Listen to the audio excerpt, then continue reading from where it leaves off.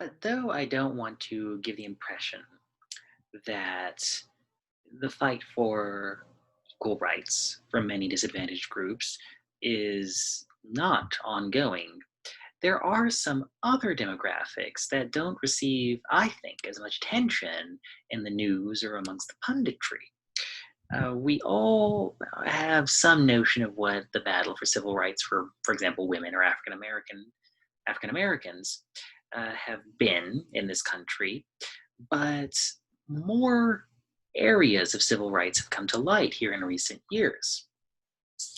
So, for example, immigrants and the rights that they do and do not enjoy in this country has been very much a big part of the political discourse in recent years. Despite the fact that in Supreme Court case Plyler v. Doe, the Supreme Court ruled that as long as someone is on American soil, they are to enjoy all the rights and privileges that US citizens enjoy, even if they are foreign nationals, and regardless of whether their presence on US soil was made legally or illegally. And yet, we see scenes like the image on the left in the news periodically. Those who are caught crossing the border illegally or on US soil illegally have been systematically put into these uh, very uh, small, small detention centers and have been packed in there rather densely.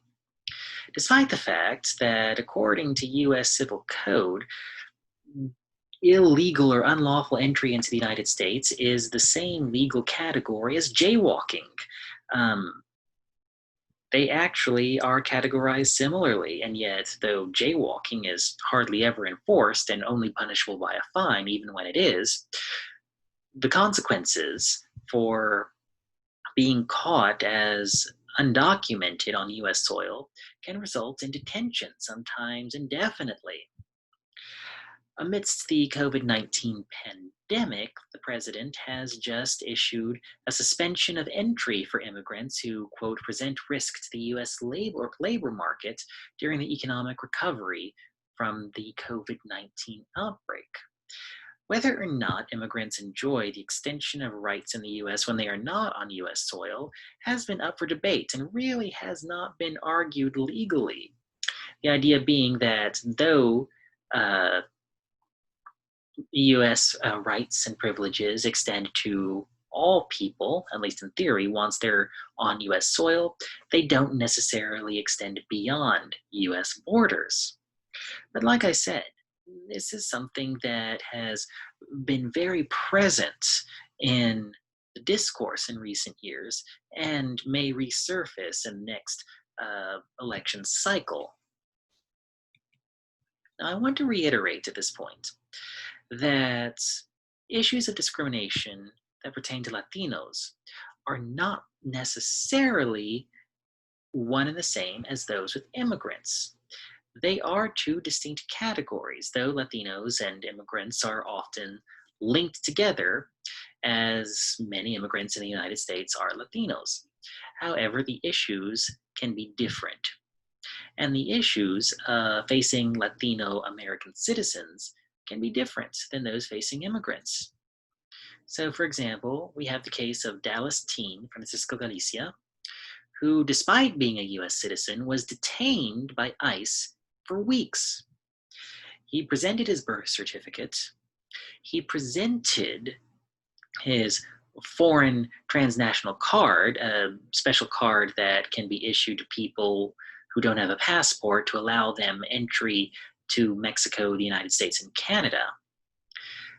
However, he was detained because the tourism documents uh, that he had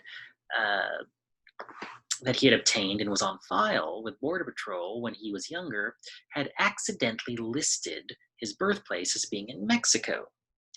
And so the Border Patrol apparently chose to believe that it was much easier and much more believable that this teen forged a birth certificate and identification card than it was to believe that Mexican border authorities had simply made a mistake when they listed his place of birth as being in Mexico. So again, though it was never explicitly stated, one has to wonder, one has to question whether or not the Border Patrol would have taken these same actions had Francisco Galicia not been Latino. Would the outcome have been the same? Fortunately, the young man was eventually released, and this issue was legally resolved. However, he was detained for almost a month. Native Americans are one of the most under-discussed demographics in politics and political science. Native Americans have faced rampant and systemic discrimination throughout U.S. history and are still one of the most underserved communities today. One of the big issues that has come to light in recent years is where Native American tribal sovereignty begins and where U.S. authority ends. Amidst the COVID-19 pandemic, Native American tribes in South Dakota, a state where there was never any stay-at-home order issued, have attempted to establish checkpoints stopping visitors at the border of Native American lands and screening them through various health screenings or turning them away. The state government has attempted, at this point, to have them take down the checkpoints, and right now, at the time of this recording, that issue is playing out in court.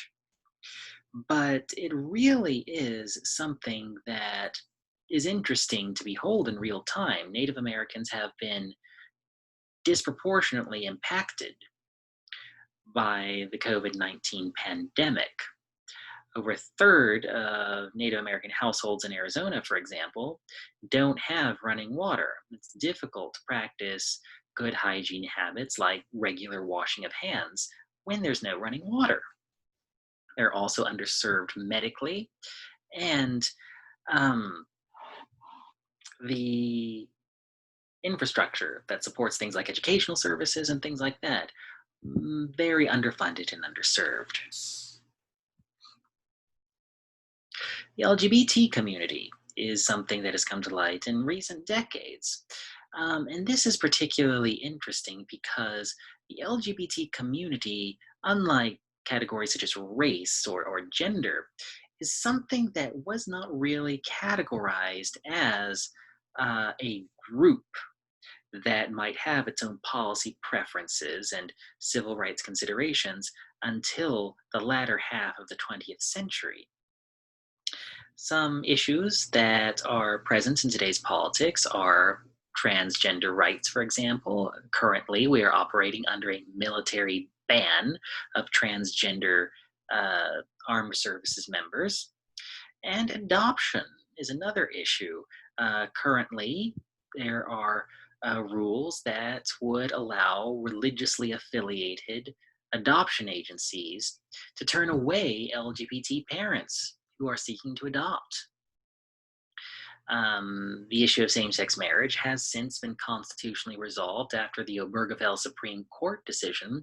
However, the current membership of the court is said to potentially be hostile towards that decision, and if it were to go before the court again, could result in a limiting of that ruling.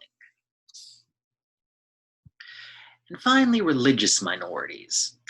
After the advent of the September 11th attacks, Muslims have faced several instances of discrimination in this country, especially when it comes to air travel. Muslims and Arabs were disproportionately likely to be taken in for questioning or to be viewed with suspicion by TSA personnel.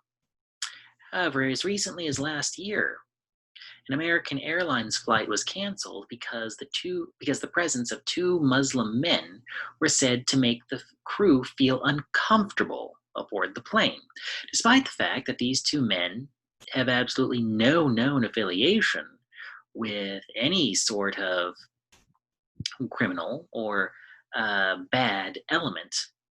And even if they did, the crew had no evidence of that to begin with.